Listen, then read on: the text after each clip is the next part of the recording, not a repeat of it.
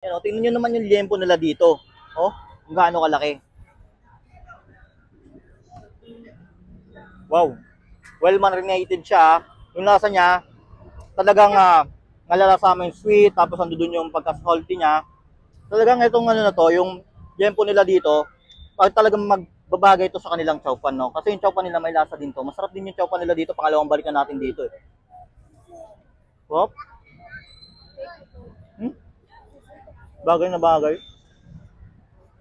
Ang solid. Sausaw naman, sausaw naman natin to, no? Ayan, no? Solid to. Hmm. Oh, ang sarap.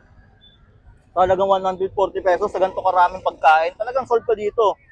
Ito yung mga talagang pagbagong uwi ka, pagod ka sa trabaho, gusto mong kumain ng marami, eto punta mo to, dayuhin mo to, masusolve ka talaga dito.